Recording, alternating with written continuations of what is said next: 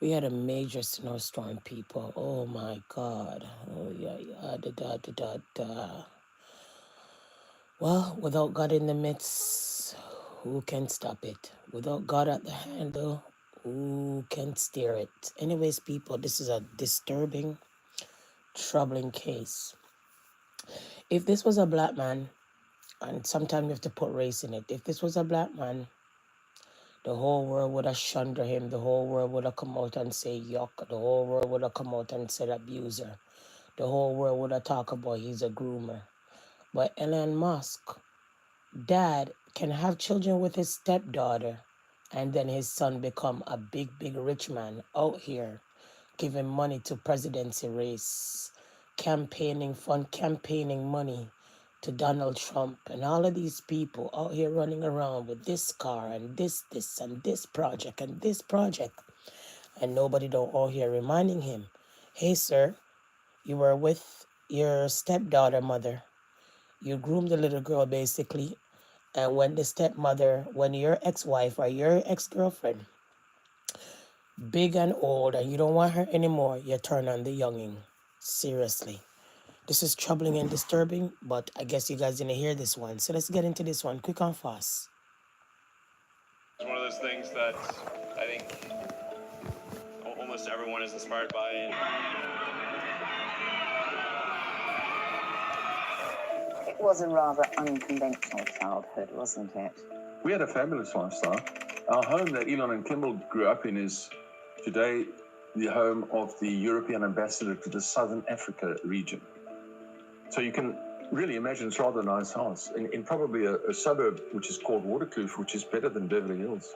They had a good upbringing. They had a fine upbringing. We had a yacht from very on. They always had an airplane from before they were born. There was always an airplane. And we traveled extensively overseas to all the different countries, so that by the ages of probably from 12 to 15, they'd been to most major cities in the world. Yes, I was very good at maths. So I honestly, I can say that without being silly. I was unbelievably good at maths. It was natural to me. It was like a language of natural language. I received a phone call. Oh, the American ambassador. He phoned me to say that, do you know that Elon and Kimball have sold their business for $52 million? I was absolutely amazed. $52 million. I couldn't believe it. And so I said, I'm going to go over. So I got on a plane and I went over there, but only to find out that it actually sold it for 10 times as much as that. It wasn't 52 million, it was 500 million. And I was, it was just gobsmacked. I didn't know what to say, it was amazing. And he said he's going to start he's going to build a rocket. Now, I built rockets as a kid, what you call amateur rocketry, and I was saying to someone that it was just child stuff. But in fact, one fellow lost his hand, so I suppose it wasn't that childish.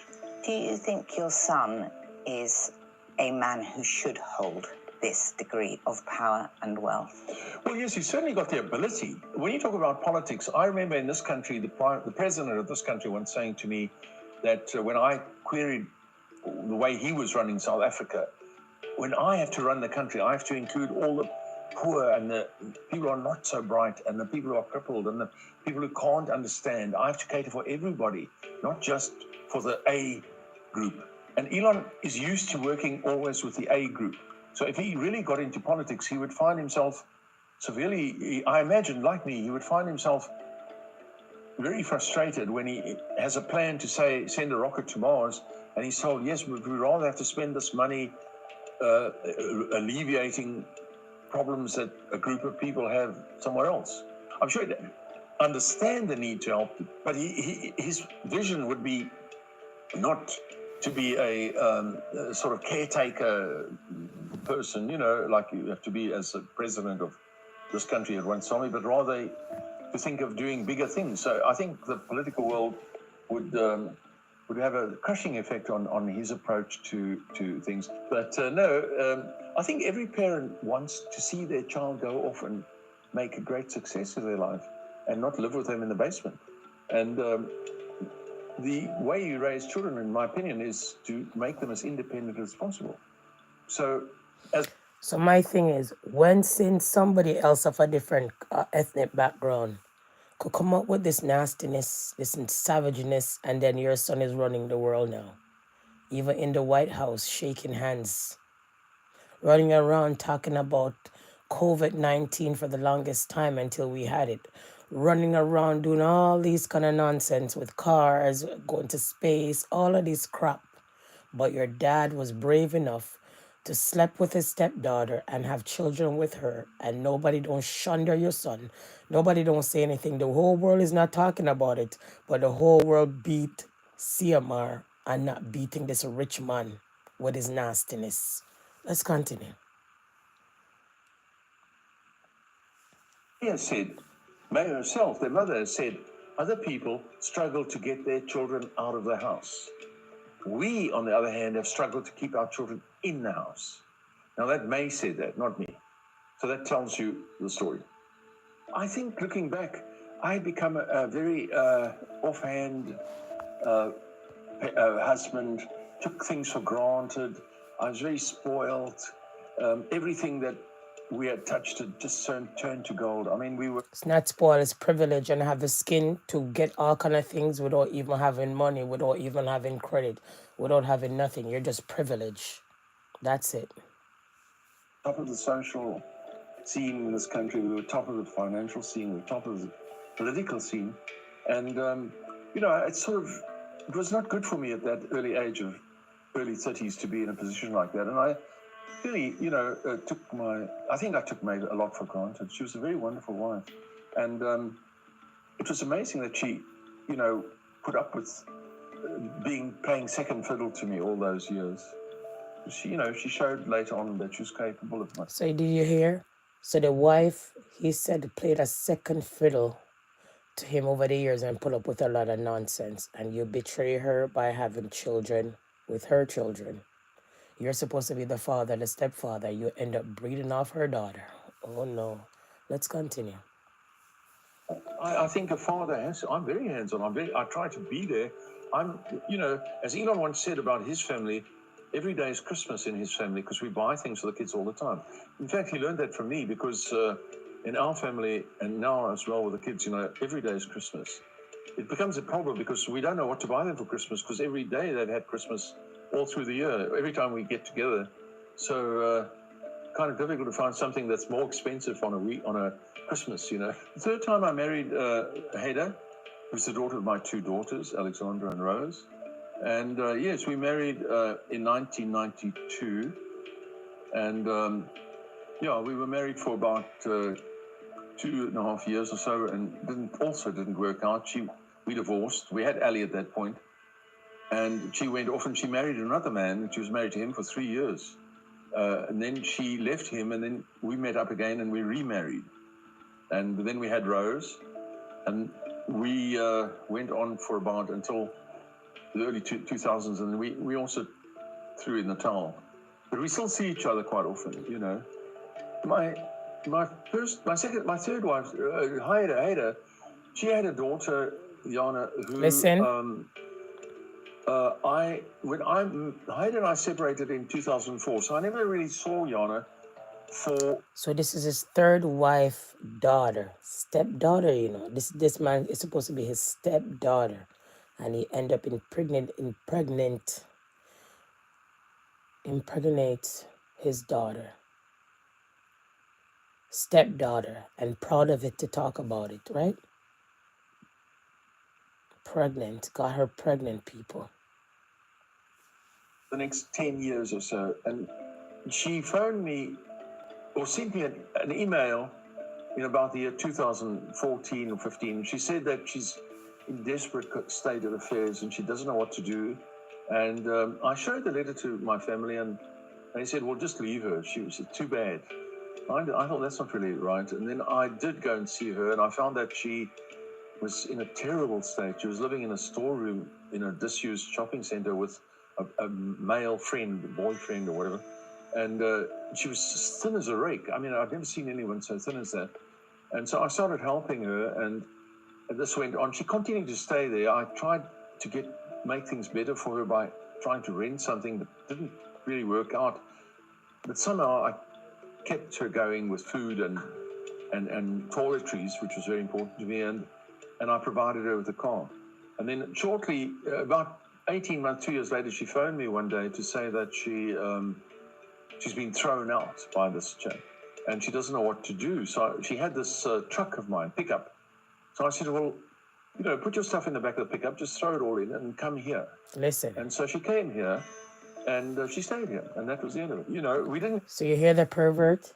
So the young girl was having a hard time, struggling coming out of this rich family. So you think poor people, children struggle. Hear this rich man family saga. The daughter was living in a store place without, never had no money or anything. He had to provide her the basic need, food and toiletry. She was struggling again and he ended up saying, yeah, come to the house. Yeah, come to the house. And played on her vulnerability. To be honest, she was vulnerable. She was going through a lot. She was thin like a rake, trying to find her way in the world. And then he F her off. Let's continue. A sort of committed relationship or anything, but we got on very, very well, which was amazing to me in a way. I don't know, it was just wonderful. I love her dearly, and I still do. And she came to me and said she's pregnant, and then I thought, well, it can't be me. Surely it can't be me, because I didn't know what she was doing privately, because she was going out a lot, and I, in fact, bought her a better car at that point, a Mini Cooper, and she was driving around and going to places. I didn't know what she was doing. I never queried where she was, and she came and went. We live in a big house. So I said, well, it can't be me. She said, well, you're the only one that I've been with. So I said, oh, okay, well. So I had a DNA test done in Canada, samples sent to Canada. They sent the results back saying that 99.9% that I'm the father. She had the child, and he's wonderful. He's probably the most wonderful child I've ever known. He's now 6 years old, incredibly smart. He's just got his first iPad. So, he got this old man with a 6-year-old. And beautiful looking. So there you go. He admit having a child. There you go. He had admit having a child with his stepdaughter that was vulnerable. Then in that same token, he came out and criticized his son that the son is an unfit father. So let's get into this one. So as you guys know, Elon Musk, the rich man, the pervert daddy. Elon Musk, the weirdo, the next weirdo. So Elon Musk's father, Elon Musk's father, Errol Musk, has openly criticized his son, parenting, calling him an absent father who hasn't been present for his many children. Remember, Elon Musk has a lot of children, almost like a deadbeat now. Nobody don't talk about that. But if it was a black man, it would be all over the news. In a viral interview on the Wide Awake podcast with Joshua Rubin, Errol Blunt stated, no, he hasn't been a good father. He also spoke about Musk's first child, Nevada Alexandra, and the tragic passing. The first child was too much with nannies and died in the care of a nanny. If Ellen hears this, it's gonna shoot me or something. But anyway, what I think, that's no good, he said. Elon Musk has fathered 12 children with different partners, including Justin Musk Grimes and Neuralink executive Zill. His first child, Nevada Alexandra, tragically passed away at just 10 weeks old due to sudden infant death syndrome, SIDS. Errol Musk, on his concern, claiming that Ellen's other children were also raised with minimal parental involvement. They were too rich, too many nannies. Then he had 5 children with the same woman, 5 sons all brought up. Each one had its own nanny. You're following me? Oh no. The elder Musk went on to assert that his upbringing had lasting effects. The result is the boys and Kimball's 2 boys grew up not able to cross a street. Even the street outside, my daughters would say, Dad, you won't believe it. Ellen's kids and Kimball's boys, they can't cross the road. We have to hold their hands across the road when they're like 14 years old, can't cross the road. That means that those children were sheltered and sheltered and I was in the house with the nannies, right? Not only that, you have a part where Elon Musk, you know that little boy that Elon Musk is running around with? That little boy is in the White House basically telling Trump to shut up. You're not the president. And we want to get to that part. Give me a second. So Elon Musk's son, right? 1 second. Right here in the White House telling him, shut up, you're not the president. Give me a second. So did Musk kid tell Trump, you're not the president, need to go away? That's the subject of today's video. And in fact, this becomes more and more of a clown show. First, have a watch. To restore democracy. See? This may seem like, well, democracy. To restore democracy. See? This may seem like, well, democracy. So when I first saw that clip that's going around social media, the little boy said, you're not the president, you need to go away. When you're rich and privileged and rude and don't have no manners. Who's rude and have no manners like a rich and privileged child? So if you didn't know that Elon Musk running around making all these gadgets, driving the world crazy, but his dad is also a pervert, grow a little girl, then decades later you end up having children with her. That is so sick and nasty. But I guess nobody never come talk about it. You see, like that's why I keep on telling the black culture. Every day we're out here beating our own. Every day we're out here picking up things on our head that is not even our business. But yet still Elon Musk, dad is out here brave enough to come out and say he had children with his stepdaughter. His stepdaughter, his ex-wife daughter, But nobody don't talk about that in the black culture. We all out here beating CMR, but these people control the world. This man have a say in the president's race with the money and the campaign that he run. This man have a say going in space, troubling the atmosphere. Because remember space and earth. Remember, and this man is doing all these kind of things on earth, and we don't hear nothing from the black race or nothing from anyone to say that what a pervert. And we don't hear nobody saying Bantan Elon Musk, because he has a bunch of children and he's not even looking after them. Bantan Elon Musk, because his dad was a pervert. We never heard that. So the only thing we can do is beat down on the little man. The only thing we can do is beat down on the persons that look like us, but can't beat down on these people who basically control the world and doing the same nastiness and get a pass, and we just zip our mouth and we just close our mouth and we have nothing to say. So I just came to shout that out since I've been missing for a couple of days. Busy. Just drop one and two content here and there. And I decided to say, you know what? I am just going to come and drop this content and go about my business. So if you never know this one, here you go. Peace and love. And thank you for the new subscribers. The door is always open. You're welcome. And thank you very much. I really appreciate it. And for the other ones who always come by and always come back to review and to play and to watch my content, I really appreciate you. Peace and love. And at the end of the day, a life will say.